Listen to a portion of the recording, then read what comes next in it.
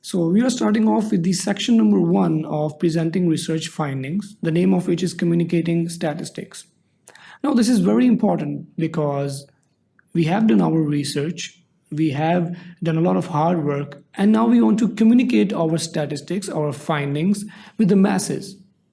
And if we are unable to do that, we cannot get the most out of our research, and we cannot let the world know that what we have done in our research or our study.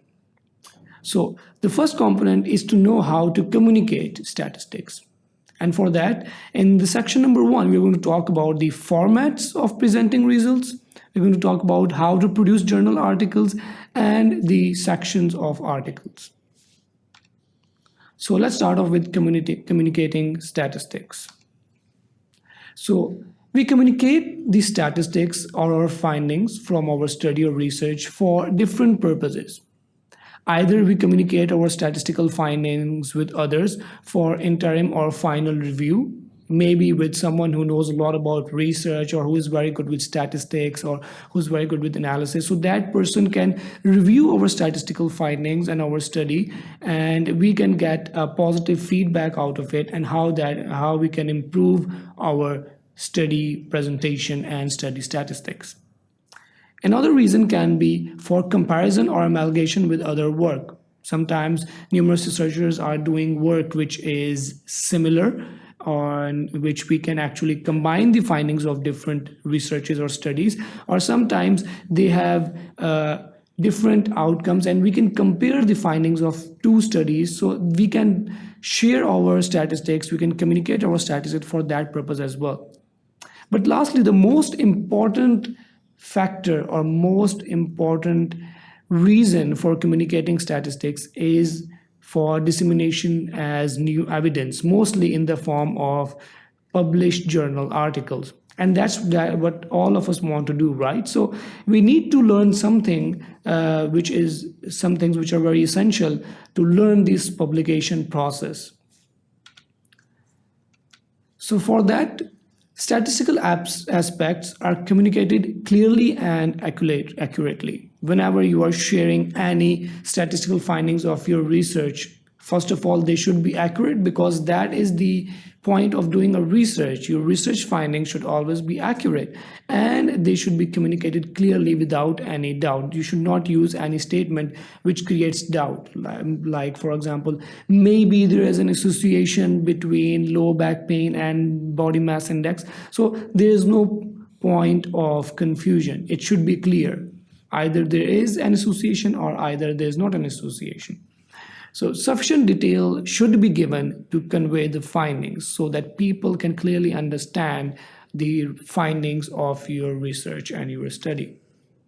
It should not be like the key results or issues become clouded. You should share the results which make sense, which are important. But whenever you are performing statistical analysis on different softwares, they actually bombard you with a lot of information, which is sometimes not needed by you or the reader. So you should choose wisely that which information is essential to be included in your manuscript to communicate your statistical findings. Otherwise, if you share everything, then it can actually cloud the key results, which were the most vital to be shared with the audience. It is very important that the main results should match the main aims. For example, the study for example, I'm doing a study, and the aim of my study was to find out the prevalence of low back pain in, for example, Pakistan. So if I'm conducting a study on prevalence of low back pain in Pakistan, so my findings, my results should be the prevalence, that what is the prevalence of low back pain in Pakistan. If I'm sharing something else or some other information which is not actually matching the aim of my study, then it is not correct. Even if the answer is negative or inconclusive. For example, I have conducted a study in which I was comparing two different treatment regimes for the treatment of low back pain. And there was no significant difference between the two groups, and the result was inconclusive for the superiority, that which one of the two treatments was superior to the other. So even if the answer is superior, or even if my experimental group was showing less improvement and significantly less improvement than the control group, then even in that case, it is very important that we should mention the main results even if they are negative or inconclusive, because that is also evidence. We also need to find out if something is not effective, so that is also a type of evidence.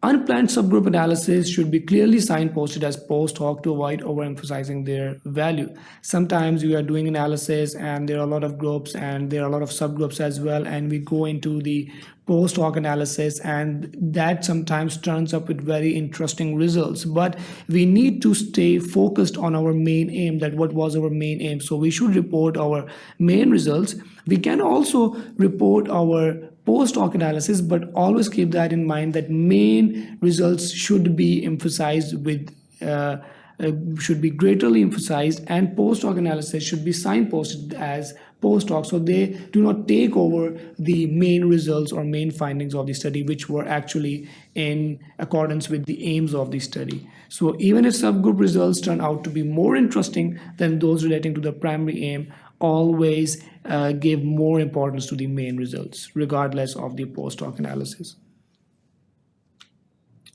Now, when you are presenting your study results, your data directly related to the main research question. So your research question, as I gave previously an example, that prevalence of low back pain. What is the prevalence of low back pain in Pakistan? So that was your main research question. So the data that you have collected and that you are actually analyzing should also relate to your main research question. Secondly, interpretation should be methodologically sound and impartial. So you should focus on the methodology. For example, you want to calculate the prevalence, then a cross-sectional survey is a good study. But if you want to calculate the incidence, then perhaps you should not go for the cross-sectional survey. So that is actually a methodological design. And secondly, the interpretation of the findings of your study should be impartial. They should not be biased. In research, we pay a lot of attention and there's a lot of focus on biasness, because biasness can create false results and it can actually give false information to people. And conclusions should accurately reflect the data presented. It should not be it should not be partial, it should not be biased, and it should not be vague. It should be clear and accurate, and it should reflect the data and the findings. Now, formats for presenting a study. So whenever we are presenting a study, there is a specific format for it. So the main features of the statistics included are similar for all types of presentations, in which we are going to look into the detail that what are the components like abstract, introduction, methods, results, discussion, etc. So those are actually a similar format exists regardless of what type of presenting you have considered. For example, you are presenting in a conference, so a conference abstract that also has the same components, or you are writing a short report, for example, to the organization that funded you for your study. You are writing a short report for them, or you are doing your bachelor's or master's or PhD and you're writing a thesis or dissertation for it, or the thing that we most commonly do with our research, we write our research articles to be published in the journal. So journal articles, they all have similar formats, but they have some key differences. For example, conference abstracts only constitute of the abstract. The difference between the journal and the thesis, they're pretty much the same, but thesis is a very lengthy document. It has a very long introduction and literature review as compared to a journal, which is of roughly 2 to 3 pages, but depending on the type of study and the journal in which it is published. Now, producing journal articles, that is, all of us have dreamed to publish our research in a good journal. So producing journal articles is at the back of the mind of every researcher whenever he or she is starting any study, to get that study published. So Most common method of disseminating research findings, as I already mentioned in the previous slide, everyone wants to produce journal articles, and that is the most favored way of sharing the information of your research by the researchers. Most original research projects result in one or more journal publications. Sometimes there are a lot of outcome measurement tools and their studies very extensive, so it is possible that people may publish more than one articles from their study. It is a short document, sometimes 2 to 3 pages or roughly more than that, but it is a very short document. But still, it is not quick or easy to write. It takes a lot of practice, it takes a lot of patience, it takes a lot of experience and knowledge, and you need a lot of guidance to do that. And initially you have to face a lot of rejection from the journals as well, and it is a very long process as well. Journals publication and response times varies from 6 months to 1 year and even more than that, so it is a lengthy process, but it is very rewarding nonetheless. Now, the journal format and specific statistical issues relating to each section has its own specific purpose in the article and its own specific way of writing and presenting the information. But usually the journal format for articles is same throughout the journals, but every journal has its own specific requirements, which can be found on their websites in the instruction for authors section. And that some differs in, like, for example, some journals may require shorter abstracts, some may require larger abstracts, some require structured, some require non-structured abstracts, some require Vancouver style of referencing, some require annotated style of referencing. So those are some differences, but generally the format is pretty much the same for writing an article. But if you are writing an article for any journal, open that journal's website, go to the instruction for authors, and look for the specific requirements of that journal to make a better suited manuscript for that journal. Now, sections of an article. I am actually presenting or planning to write an article. So what are the sections of it? So if it starts off with an abstract, which is actually a summary of the whole manuscript, and it is from roughly from 250 to 300 words, and can either be structured or non-structured. And the word count actually differs from journal to journal, which you can find in their instruction for authors.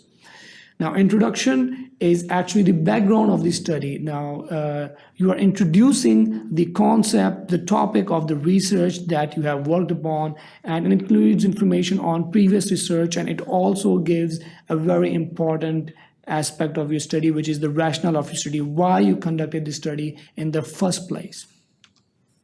Methods is very important because your study actually is based on your methods. If it was methodologically sound, if you used good methods, good study design, good sampling parameters, then it means your study would be good. So it describes how the study was carried out, and it should be so accurate and it should be so easy to understand that anyone reading it can replicate that study. It should be so clear.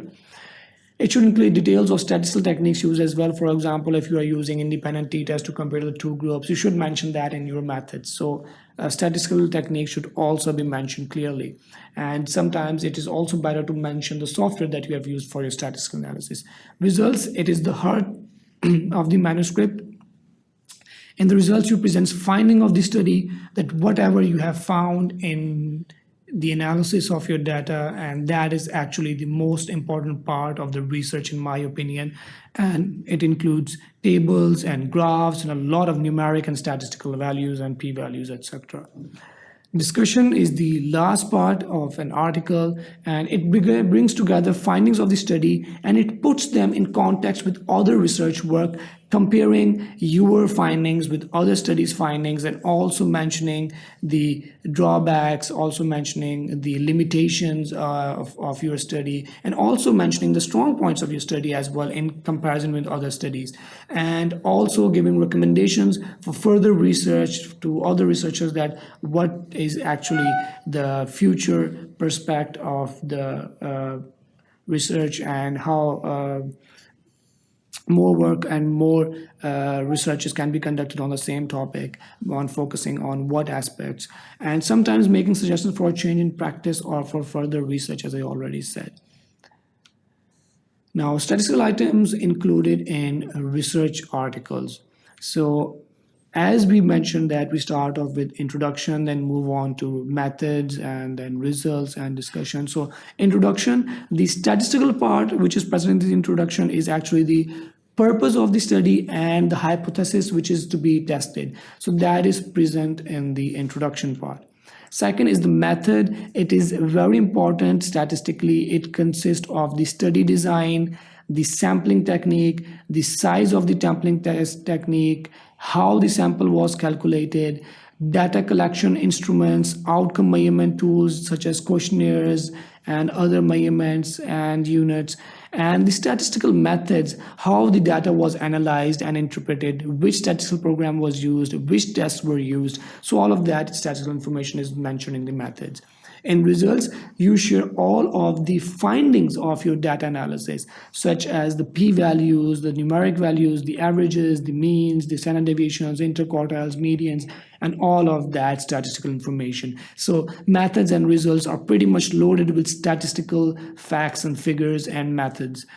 And in discussion, there is actually the commentary on results, highlighting key findings, which is actually in relation with the aims of the study, and interpretation of those findings, because that statistical values need to be interpreted in a descriptive manner, and discussion with respect to the choice of sample and how is the generalizability of that sample and the research, and what was the sample size and the precision of estimated based on that sample size, and the limitation of that study, which can be in the form of the study design or the small sample size or the loss of follow-up or the missing data or whatsoever. So that was all about the section number 1. I hope you learned something new out of it, and thank you very much for watching sqadia.com. Keep on watching.